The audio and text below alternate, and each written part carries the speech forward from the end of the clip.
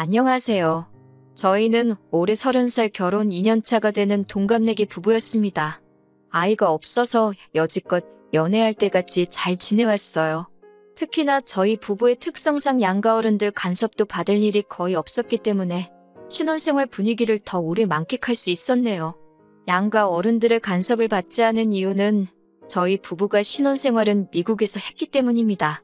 신랑은 9년 전쯤에 유학을 왔다가 눌러앉은 경우고 저는 하고 싶은 공부가 있어서 다니던 회사를 그만두고 공부를 하러 왔다가 처음 만나게 되었어요. 남편의 경우는 유학 비자를 유지하면서 근처에 있는 교민들이 많은 지역에 가서 일을 하면서 돈을 벌고 있었습니다. 저랑 처음 만난 것도 제가 공부만 하다가 한국이 그리워서 찾아간 한인타운에서 처음 인연을 쌓아가게 되었고요. 아무튼 그렇게 서로 인연이 닿아서 1년여간의 만남을 이어오다가 둘 사이에 결혼 이야기마저 오가게 되었습니다. 성격적으로도 너무 잘 맞고 둘이 살면 평생 다툼 없이 행복하게 잘 지낼 거라고 생각했어요. 그때는 미국에 살고 있었으니까 제가 너무 성급하게 결정을 내린 잘못이 크겠네요. 신랑이 미국 대학교를 졸업하지는 않았지만 직장이 있었고 돈도 잘 벌고 있는 데다가 심지어 그 직장에서 남편의 영주권까지 도와준다고 했고 저도 미국에서 공부를 하면서 이민 생각을 안 했던 게 아니기 때문에 결혼에 대해서도 굉장히 긍정적이었습니다. 저도 학업이 끝난 상황이 아니었고 남편도 직장 때문에 자리를 오래 비울 수가 없는 상황인지라 결혼식은 간소하게 치러졌어요. 2주일 일정으로 한국으로 돌아와서 양가 상견례부터 결혼식까지 다 끝내버리고 왔으니 그 일정이 엄청나게 빠듯하고 정신없었습니다.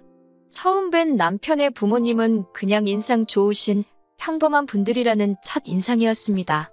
신랑이 미국 생활을 하면서 한국을 한 번도 들어갔던 적이 없어서 부모님과는 7년 만에 처음으로 재회를 한 상황이었지요. 그래서 어머님이 아들 하시면서 옆에 꼭 붙어있는 게 어찌 보면 당연하다고 생각했습니다. 아들을 향한 집착이 그 정도로 심하신 분이라고는 생각도 못했어요. 신랑도 당연히 오랜만에 뵙는 어머니이다 보니 애틋해서 그런 건 줄 알았죠. 7년이라는 시간을 떨어져 살았으니 저도 사실 남편이 어머니를 그렇게 애틋하게 생각하는 사람일 거라고는 생각도 못했어요. 더군다나 2주밖에 안 되는 짧은 기간 동안 그 모든 걸 판단할 수 없는 상황이었습니다.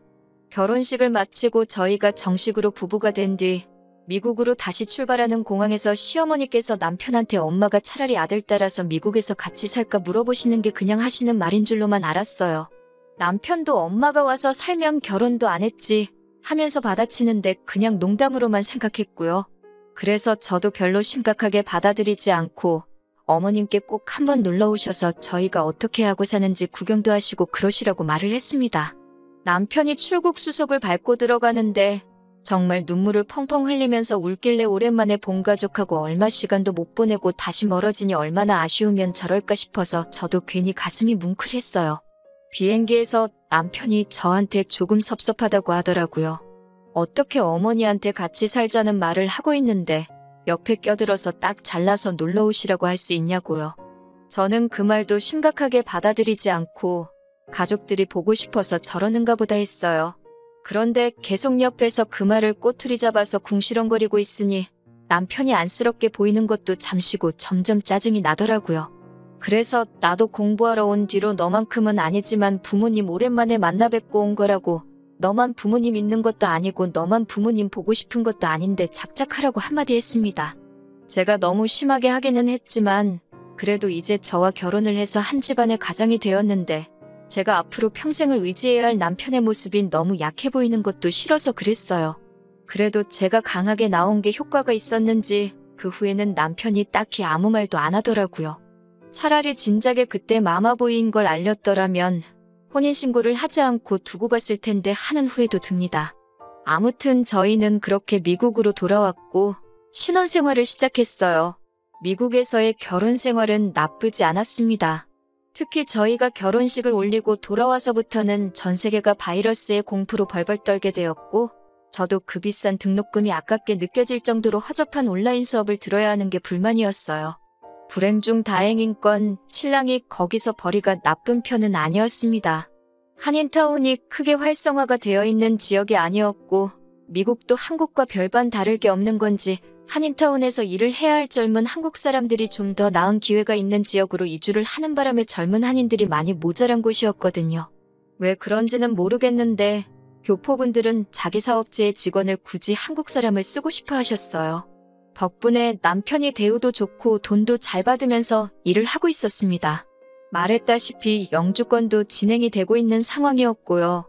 그런데 그 유행병 때문에 참 상황이 안 좋게 돌아가게 되었어요. 제가 비싼 돈 내고 듣는 수업의 질이 떨어진 건 둘째치더라도 남편이 다니는 가게 사정 또한 안 좋아지기 시작했습니다. 영주권을 진행해준다고 해도 서류 문제나 여러 가지 수속들은 이민 전문 변호사를 통해서 해야 됐고 그로 인해 들어가는 부수적인 비용들 모두 남편의 월급에서 해결을 해야 했거든요. 그런데 유행병이 심해지니 덕분에 이민국 업무가 마비가 돼버리고 말았어요. 엎친 데 덮친 격으로 날이 갈수록 남편이 다니는 가게 사정이 안 좋아지기 시작하더니 결국 문을 닫아버리고 만 것입니다.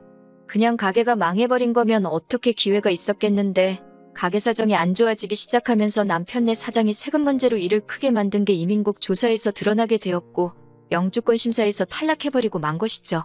참 억세게도 운이 없던 거예요. 그렇게 하루아침에 미국에 정착하려던 꿈을 접어버리고 저희들은 귀국을 할 수밖에 없었습니다. 뭐 좋은 이야기도 아니니 이민생활 실패한 건 여기서 그만하도록 하겠습니다. 아무튼 한국에 돌아와서도 정말 정신이 없었어요. 다행히 영주권이 불투명해지면서 결혼하면서 미국에 정착을 위해 가져왔던 자금을 그대로 가져올 수 있었습니다. 정말 불행 중 다행인 건 저희가 결혼식을 올릴 때보다 환율이 조금 올라서 환차로 이득을 볼 수 있었다는 거예요. 그래봤자 2년 사이에 천정부지로 올라버린 집값과 물가를 생각하면 전혀 돈을 번 느낌이 들지는 않았지만 그래도 저희가 한국에서 살 신혼집을 구하는 데는 모자람이 없는 돈이었습니다. 그렇게 저희는 한국으로 돌아가게 되었습니다. 저희가 귀국하고 저희를 가장 반겨준 건 시어머니였습니다. 오매불망 기다리던 아들이 돌아왔으니 그렇게 기쁜 일이 따로 없으셨겠죠. 반겨주신 건 감사하지만 한편으로는 조금 서운하기도 했습니다. 사실 저희가 미국에서 정착하는 걸 목적으로 만나 연애해서 결혼까지 하게 된 건데 결혼 2년 만에 상황이 안 좋아져서 시작도 못 해보고 돌아오는 거나 마찬가지잖아요? 조금만 더 있었으면 오히려 영주권도 나와서 주기적으로 저희가 오며 가며 해도 다시 볼 수 있는 거고 집을 사게 되면 시부모님께서 놀러 오셔도 되는 상황이었잖아요. 당장 다시 만나서 반가운 건 이해는 하지만 무조건 잘 왔다고 하시는 게 이해가 가질 않았습니다. 당시 가장 큰 문제는 그나마 다행스럽게도 제가 미국에서 공부했던 건 다 학력으로 인정을 받아 좋은 조건의 회사에 곧바로 취직을 할 수 있었지만 대학 졸업까지 포기하고 미국 생활 평생을 바쳐 일한 곳이 따지고 보면 그저 동네 구멍가게였던 신랑은 학력도 경력도 인정받을 수 없어서 직장을 찾는 게 하늘의 별따기였습니다. 미국에서 살았다고 무조건 영어를 잘하는 것도 아니어서 영어 선생님 같은 건 꿈도 꿀 수가 없었어요. 그 부분에 대해서 제가 살짝 불만스럽게 말하고 앞으로 어떻게 해야 할지 고민이라고 말했는데 어머님은 무작정 우리 아들은 뭐든지 다 할 수 있다고 중고등학생 때나 해줘도 먹힐까 말까 한 막연한 기대감으로 칭찬을 하고 계시는 겁니다. 거기다가 대고 나를 세울 수가 없으니 그저 한숨만 나올 뿐이었어요. 어머님은 저를 따로 방으로 부르시더니 저보고 제정신이냐며 역정을 내기 시작하셨습니다. 이제 시작하려는 애한테 용기를 주지는 못할 망정 기를 죽이고 있냐고요. 저는 기를 죽인 게 아니라 현실을 보고 말씀드리는 거라 했더니 너 잘났다며 어디 어른이 말하는데 따박따박 말대꾸를 하냐고 말하고 대화를 단절시켜버리는 겁니다. 저희가 살 거처가 마련될 때까지는 저는 친정에서 남편은 시댁에서 떨어져 지내기로 했습니다. 그렇게 시어머니와 한바탕하고 친정으로 혼자서 돌아가고 있는데 남편한테 연락이 오더라고요. 제 기분을 풀어주려고 전화를 한 건가 싶어서 받았더니 말끝마다 엄마가 물어보라는데 하면서 별 쓰잘데기 없는 질문을 하더라고요.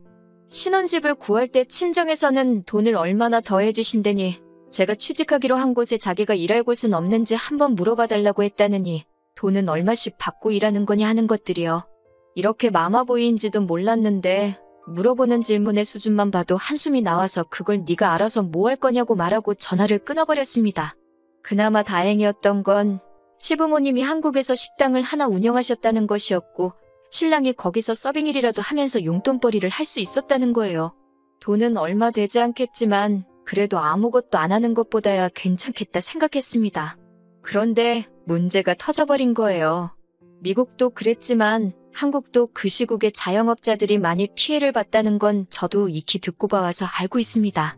시부모님의 가게도 당연히 같은 상황이었겠지요. 그래도 요즘은 많이 완화되었고 뉴스에서 보니까 오히려 서비스직의 일자리는 많은데 일하려는 사람이 없다고 총체적인 구인난이라는 소식까지 들었는데요.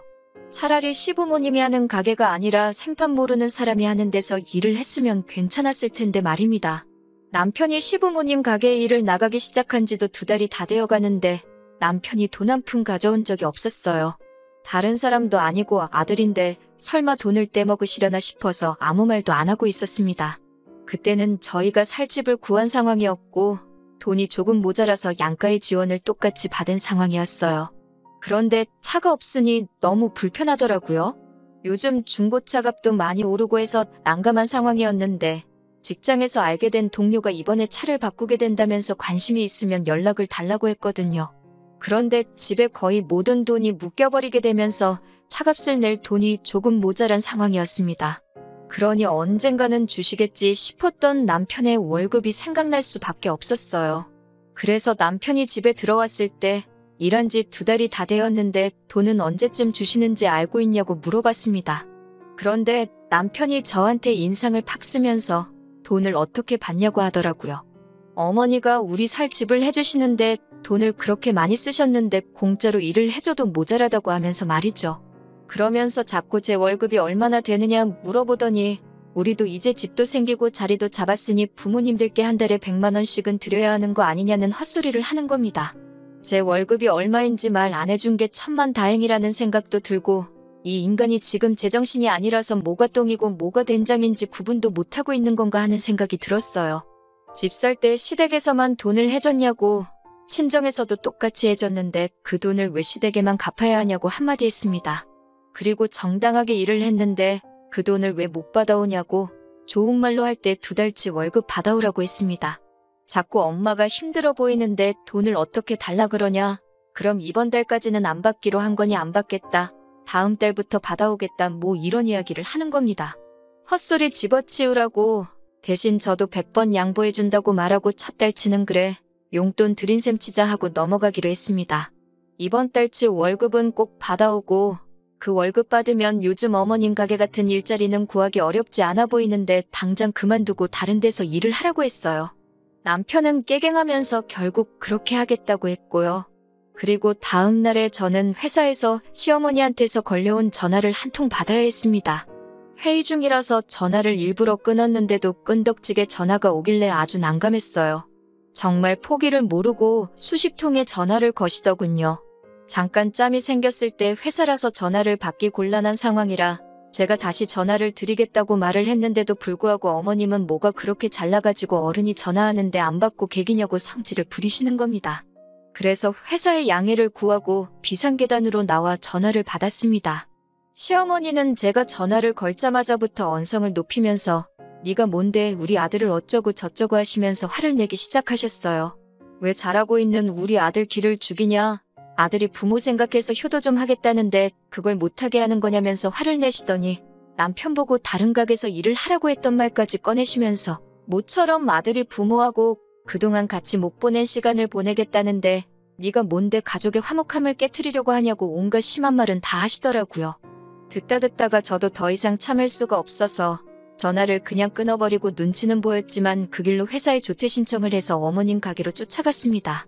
남편은 들어오는 저를 보고 흠칫 놀랐는데 어머님은 놀란 기색도 없이 저를 보자마자 저 망할 것 하면서 무슨 낯짝으로 여길 찾아왔냐고 하시는 겁니다.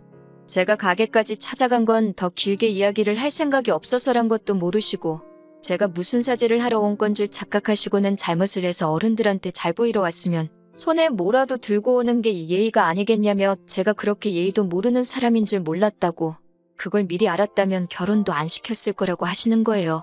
그 말을 듣자마자 저도 목구멍까지 올라왔다가 다시 들어간 말을 그냥 뱉어버렸습니다. 제가 여기 사과하러 온 줄 아셨냐고 어머님이 아들을 아직 더 품어있고 싶어하는 것처럼 보여서 그 소원 들어드리러 온 거라고 말하고 이혼하겠다고 당당하게 한마디 했습니다. 아들 그렇게 계속 품고 살라고 말이죠. 미국에서 정착하려는 모습에 자립심이 강한 사람인 줄 알고 결혼을 했는데 아직도 엄마 품을 못 떠나는 햇병아리라면 그냥 엄마 품에서 계속 살게 해주는 게 서로를 위해서 좋겠다고요.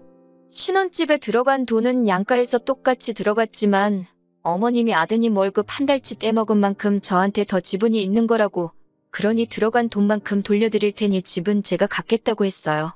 어머님이 집을 왜 네가 갖냐고 또 노발대발 하시길래 어떻게 하든 상관없다고, 그럼 집값의 반을 이달 내로 저한테 보내라고 했습니다. 어차피 시부모님도 집 해준다고 대출을 더 받으신 걸로 알고 있고 직장도 없는 남편한테 그만한 대출이 나올 리가 없거든요. 남편 쪽에서 집값의 반을 줄 수 있는 능력이 안 되는 걸 알고 한 말이었습니다. 현실을 좀 봤으면 해서 일부러 그렇게 말한 거예요. 당연히 그 돈을 못 만든다는 계산이 섰는지 시어머니가 쩔쩔매기 시작하더니 다시 언성을 높이면서 그깟 집은 네가 가져가라고 또 말을 바꾸는 겁니다. 시어머니한테 능력도 안 되는 아들 어떻게든 잘 살아보려고 노력하는 며느리를 이렇게 놓치게 된 거 평생 후회할 거라고 한마디 해줬습니다. 제가 지금 받는 월급이 얼마고 저 혼자 얼마나 잘 살 수 있고 그런 이야기는 하지도 않았어요. 시어머니는 노발대발하며 저건 말하는 꼴 좀 보라며 성질을 내셨고 남편은 옆에서 구경만 하면서 어쩔 줄 몰라 하더라고요. 그 모습을 보니 차라리 더 시간 끌 필요 없이 빠르게 이혼을 결정한 게 잘한 생각이라는 확신이 들었네요. 그 길로 저는 집으로 가서 남편 짐을 집에서 다 빼버렸습니다. 저녁에 돌아온 남편은 집에 들어와서도 아무 말도 없이 제가 빼놓은 짐을 보고 눈치만 보고 있더라고요. 정말 이혼을 결심한 게 100번 잘했다는 생각이 듭니다. 뭘 멀뚱히 보고만 있냐고, 그 짐 들고 니네 엄마 품으로 썩 꺼지라고 하니 말 한마디도 못하고 집으로 짐을 가지고 갔어요. 그렇게 남편을 엄마 품에 반품한 지 일주일도 안 돼서의 일입니다. 또 회의 중인데 전화가 한 통 오더라고요. 시어머니였습니다. 전화를 일부러 끊어버리니 저번과는 다르게 또 전화를 걸지 않았어요. 회의가 끝나고 무슨 일로 전화하신 거냐 다시 전화를 드렸더니 세상 나긋나긋한 목소리로 전화를 받으시더군요. 뭐하니? 많이 바쁘니 하면서 제 눈치까지 보시면서 말이에요.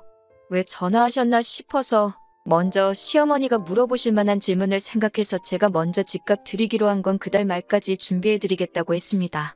그 돈 받고 나서 이혼 서류에 도장 찍으면 되겠다고 말씀드렸더니 그 말 하려고 전화한 게 아니랍니다. 아무렴 말은 그렇게 했어도 어머님도 생각이 있으실 테니 어렴풋이 눈치는 채고 계셨을 거예요. 당신 아들이 이민생활 실패하고 나서 혼자가 되면 앞으로 웬만해서는 길이 열리지 않을 것이라는 걸, 그리고 어머님이 평생 아들을 품고 계실 수도 없는 노릇이고 옆에 누군가는 있어야 한다는 걸 말이죠. 아니나 다를까 어렵게 꺼내는 말씀이 결국 오랜만에 아들을 만나서 그간 못해줬던 걸 해주고 싶다 보니 자기가 더 유난을 떤 것 같다면서. 제가 그렇게 떠나버리고 나니 아들이 저를 너무 보고 싶어 한다나요? 그러면서 제가 어머님 앞에서 큰소리 친 것도 다 눈 감아줄 테니 그냥 아무 일도 없었다는 듯이 자기 아들하고 살아달라는 거예요.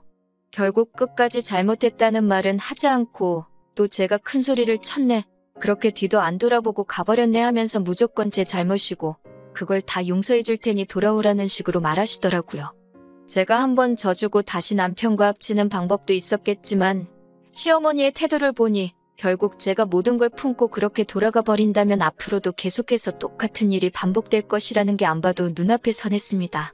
그런 스트레스를 받으면서까지 이어가야 할 결혼 생활이 아니라고 생각이 들어서 아드님도 어머님 곁을 떠나고 싶어 하는 것 같지 않고 어머님도 남편 말에 순종하고 어머님 말에 복종하는 며느리를 보실 자격이 있으시니 저 말고 다른 사람을 찾아보는 게 좋겠다 말씀드리고 앞으로 전화는 되도록이면 변호사를 통해서 해주셨으면 좋겠다 말씀드리고 전화를 끊어버렸습니다. 그렇게 결국 이혼을 하게 되었네요. 몇몇 사람들은 제가 잘못했다고 합니다. 이민 생활에 실패한 남편이 수입이 적어지니 그걸 견디지 못해 남편을 버린 여자라고요. 하지만 그건 사실이 아닙니다. 남편이 어디 가서 최저시급을 받으며 일을 하더라도 자기 주관이 뚜렷하고 우리 둘의 더 나은 미래를 위해 노력하는 사람이었다면 그 모습을 높게 사서 오히려 응원을 해줬을 거예요. 자기 코가 석자인 상황에 부모님 먼저 챙기는 효자 아들이면 저와 새로운 가정을 꾸리는 게 아니라 부모님 곁에서 평생 뒷바라지를 하면서 사는 게 맞지 않나 하는 생각이 드네요. 제가 볼 땐 어머님, 아버님께서 남편을 뒷바라지하면서 살아야 할 것 같지만 말이에요. 집 문제도 직장 문제도 다 해결이 되었으니 한동안은 저는 최선을 다해 저희 인생을 살아보려고 합니다. 제 사연은 이걸로 끝내도록 할게요.